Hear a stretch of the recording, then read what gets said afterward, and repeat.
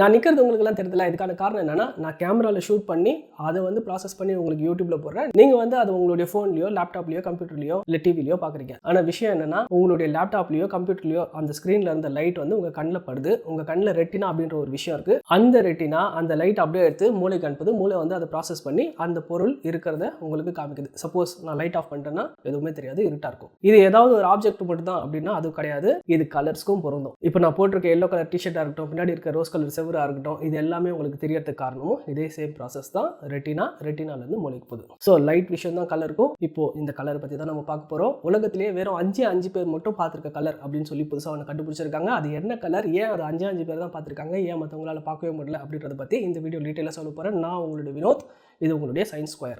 இதே மாதிரி நம்மளுக்கு இன்னொரு சேனல் இருக்குது, அது மேக்ஸ் ஸ்கொயர். இந்த சேனலை சப்ஸ்கிரைப் பண்ணிக்கோங்க, அதையும் பண்ணிக்கோங்க. ஒரு லைக் பண்ணிட்டு கீழே கமெண்ட்டும் பண்ணுங்க. சரி, இந்த மாதிரி லைட் கலர் இப்படி எல்லாம் சொன்ன உடனே நம்மளுக்கு எல்லாம் ஞாபகம் வரக்கூடிய பேர் நம்ம தலைவர் நியூட்டன் தான். நியூட்டன் தான் இதை பற்றி சொன்னார். 1666 அவர் ஆப்டிகான்ற புக் எழுதுறாரு. இதில் தான் லைட் பற்றியும் கலர் பற்றி இந்த மாதிரியான எல்லா விஷயங்களும் வருது. அது மட்டும் இல்லாமல் நியூட்டன் வந்து கலர் வீல் அப்படின்ற ஒரு புது விஷயத்தை எடுத்துட்டு வராரு. அதாவது ஒவ்வொரு கலருக்கும் அதுக்கு ஆப்போசிட் கலர்னு ஒன்று இருக்கும் இப்படின்னு சொல்லி ஒரு வீல் எடுத்துட்டு வராரு. ஸோ இந்த வீலில் மேலே இருக்கிறதும் கீழே இருக்கிறதும் ஒன்று ஆப்போசிட் கலர்ஸ். ஸோ இது இல்லாமல் நம்ம RGBன்னு யூஸ் பண்ணுறோம். இது வந்து நம்ம கம்ப்யூட்டரு இந்த மாதிரி கேமரா இந்த மாதிரி விஷயத்துக்குலாம் யூஸ் பண்ணுற கலர். அதே மாதிரி RYBன்னு இருக்குது, அது வந்து ரெட், எல்லோ, ப்ளூ. ஸோ இது வந்து இந்த ஆர்டிஸ்ட்லாம் யூஸ் பண்ணுற கலர். இதை பற்றி வேணும்னா நீங்கள் நெட்டில் ப்ரௌஸ் பண்ணனா இன்னும் நிறைய விஷயம் தெரிஞ்சுக்கலாம். இப்போ ஹியூமன் ஐ எடுத்துக்கிட்டிங்கன்னா அது உள்ள ரெட்டினா அப்படின்ற ஒரு விஷயம் இருக்குது. இதில் வந்து SLM அப்படின்னு சொல்லி 3 கோன்ஸ் இருக்குது. இதை தமிழில் சொல்லணும்னா கூம்புன்னு சொல்லலாமா? ஸோ நம்ம விழித்திரைக்குள்ள ரெட்டினால இந்த மாதிரியான 3 கோன்ஸ் தான் நம்ம கலரை பார்க்க வைக்குது. இந்த SLM அப்படின்ற 3 கோனில் நம்ம எந்த கலரை பார்த்தாலும், உதாரணத்துக்கு நீங்கள் இந்த எல்லோ கலர் பார்க்குறீங்க அப்படின்னா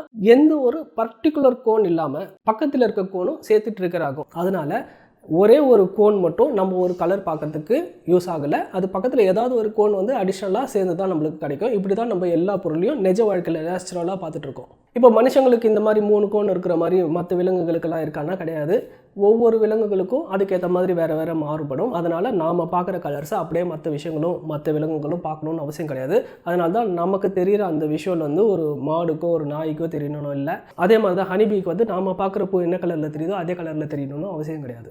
சரி, இப்போ விஷயத்துக்கு வருவோம். April 18 இந்த வருஷம் சயின்ஸ் அட்வான்சஸ் ஜேர்னல் அப்படின்ற ஒரு ஜேர்னலில் ரென்னிங் அப்படின்ற ஒரு ரிசர்ச் பேப்பர் பப்ளிஷ் பண்ணியிருக்காரு. அதில் அவர் என்ன சொல்கிறாரு, அவர் ஒரு புது கலரை கண்டுபிடிச்சதெல்லாம் அனௌன்ஸ் பண்ணுறாரு. சரி, இந்த புது கலர் எப்படி இருக்கும், எத்தனை பேர் பார்த்துருக்காங்க அப்படின்னு பார்த்தீங்கன்னா வெறும் 5 பேர் தான் இந்த உலகத்திலே பார்த்துருக்காங்க அப்படின்னு சொல்கிறாரு. இது ஏன் எப்படி நடந்துச்சு அப்படின்றத பார்க்கலாம். சரி, அந்த ரிசர்ச் எப்படி பண்ணியிருக்காரு அப்படின்னு பார்த்தீங்கன்னா, ஒரு குரூப் ஆஃப் பார்ட்டிசிபென்ட்ஸ் எடுத்துகிட்டு, ரிசர்ச்லாம் அப்படி தான் பண்ணுவாங்க. ஒரு பார்ட்டிசிபென்ட்ஸ் நிறைய பேர் இருப்பாங்க. அவங்களுக்கு தான் இந்த ரிசர்ச்லாம் எடுத்து அதனுடைய கேஸ் ஸ்டடியெல்லாம் பண்ணிட்டு இருப்பாங்க. அதில் பர்டிகுலராக ரெட்டினாவில் இருக்கிற கோன் மேலே அவர் வந்து லேசர் லைட் அமைச்சிருக்கார் இந்த பார்ட்டிசிபென்ட்ஸ் எல்லாருக்கும்.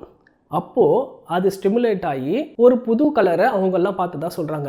அந்த பார்ட்டிசிபென்ட்ஸில் எல்லாரும் பார்க்கல, அதில் 5 பேர் மட்டும் இந்த மாதிரி புது கலரை பார்த்ததா சொல்கிறாங்க. இதில் முக்கியமாக நம்ம ஒரு சில விஷயத்தெல்லாம் பார்க்கணும். என்னென்னா, லேசர் லைட்டால் ரெட்டினால டைரெக்டாக ட்ரிகர் பண்ணி அதிலிருந்து பார்த்த கலராக இருக்கிறதுனால, அண்ட் இது வந்து கோனில் மட்டுமே இந்த லேசர் போய் பட்டு அதுலேருந்து அந்த கலர் தெரிஞ்சிருக்கு. ஸோ நேச்சுரலாக நம்மளால் இந்த கலரை பார்க்கவே முடியாது. ஏன்னா நாம் இந்த உலகத்தில் பார்த்துட்டு இருக்க எல்லா கலரும் ஏதாவது ஒரு கோன் வழியாக வந்தாலும், ஒரு கோன் வழியாக ரெட்டினாலேருந்து மூளைக்கு போனாலும் மற்ற கோனும் கொஞ்சம் ட்ரிகர் ஆகி அதுவும் கொஞ்சம் சேர்ந்து தான் போகும். ஆஸ் யூஷுவல் நான் முன்னாடியே சொன்ன மாதிரி அந்த SLM கோனில்.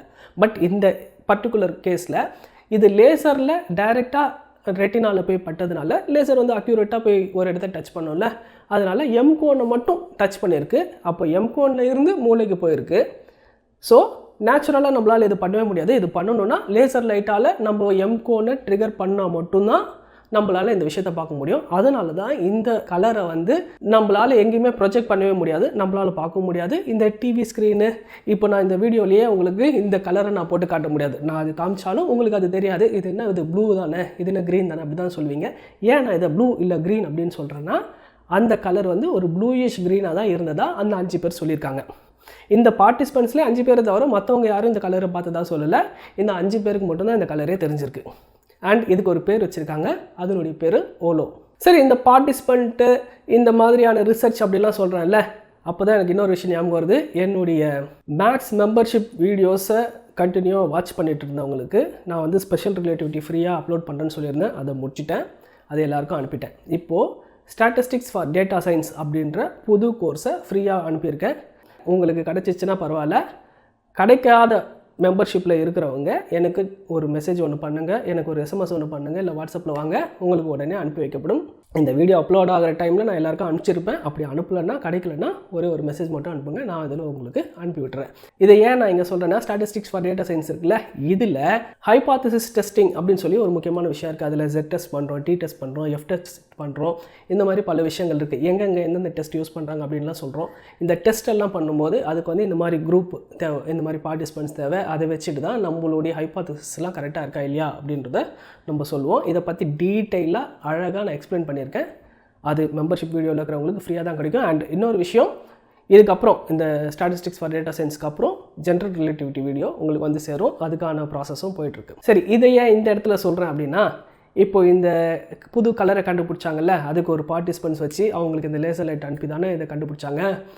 அவங்க எவ்வளோ பார்ட்டிசிபெண்ட் வச்சுருந்தாங்க, அதில் எத்தனை பேருக்கு இது தெரிஞ்சுது, அப்போது மற்ற குரூப் எடுத்தால் அவங்களுக்கு தெரியுமா, ஏன் இந்த 5 பேருக்கு தான் தெரிஞ்சுது, மற்றவங்களுக்குலாம் தெரியல, இதெல்லாம் டெஸ்ட் பண்ணி கண்டுபிடிக்கணும். இதுக்கு Z test, T test, ANOVA test, இந்த மாதிரிலாம் இருக்குது, கை ஸ்கொயர் டெஸ்ட்டு, இந்த மாதிரிலாம். முக்கியமாக இந்த விஷயத்துக்கு வந்து கை ஸ்கொயர் பண்ணணும்னு நினைக்கிறேன். ஏன்னா அதான் கேட்டகரிகள் டெஸ்ட்டு. கை ஸ்கொயர் வந்து சீ ஸ்கொயர்னு சிலர்லாம் படிப்பாங்க, சீ ஸ்கொயரில் கை ஸ்கொயர் அது. ஸோ இந்த மாதிரியான விஷயங்கள் டெஸ்ட்டெல்லாம் அதில் பண்ணாங்களா என்னன்றதை பற்றி அந்த பேப்பரில் டீட்டெயில் இல்லை, ஆர் அந்த பேப்பரில் இருக்க டீட்டெயிலை நான் பார்க்கல. ஸோ மேபி வேறு ஏதாவது பேப்பரில் இன்னும் அந்த டீட்டெயிலாக போட்டிருக்கலாம். ஒரு சில சயின்டிஸ்ட் வந்து இந்த புதுசாக கலர் கண்டுபிடிச்சிருக்கதை ஒத்துக்கல. ஏன்னா அவங்களே இதே விஷயம் தான் சொல்கிறாங்க, இந்த மாதிரி டெஸ்ட் ஹைபாத்தசிஸ் டெஸ்ட்லாம் எடுக்கணும், வெறும் 5 பேருக்கு தெரிஞ்சது அப்படின்றதுனால மட்டும் ஒரு புது கலரை கண்டுபிடிச்சிட்டதா சொல்லக்கூடாது. இது வந்து கிட்டத்தட்ட ஒரு ப்ளூயிஷ் க்ரீன் கலரில் அந்த இடத்துல இருக்கக்கூடிய ஒரு புது கலரை, இது வரைக்கும் இந்த உலகத்தில் யாருமே பார்க்காத கலர் நாங்கள் பார்த்தோம் அப்படின்னு அந்த 5 பேர் கிளைம் பண்ணுறதை மட்டும் வச்சுக்கிட்டு ஒரு புது கலர் வந்துடுச்சு அப்படின்னு சொல்லக்கூடாது அப்படின்னு சொல்கிறாங்க. என்னுடைய கருத்தும் கூட கிட்டத்தட்ட இதே தான். ஏன்னா வெறும் 5 பேர் தான் பார்த்துருக்காங்க, அதுக்காக ஒரு புது கலர் வந்துடுச்சு அப்படின்னு சொல்கிறது எந்த அளவுக்கு ஒத்துக்க முடியும்னு தெரில. ஏன்னா சயின்ஸ் எல்லாம் படித்ததுனால இதை திரும்ப ஒரு டெஸ்டிங் கொடுக்கணும், வேறு குரூப்ஸ் பார்ட்டிசிபெண்ட்ஸ் எடுக்கணும், உலகத்தில் வேறு இடத்துல பார்ட்டிசிபெண்ட்ஸ் எடுக்கணும். இப்போ இந்தியா இல்லை யூஎஸில் இருக்கிறவங்க, யூரோப்பில் இருக்கிறவங்க, அவங்களுக்கெல்லாம் அந்த ரெட்டினால இந்த லேசர் பண்ணும்போது அவங்களுக்கு அதே கலர் தான் கிடைக்குது அப்படின்றதெல்லாம் பார்க்கணும்.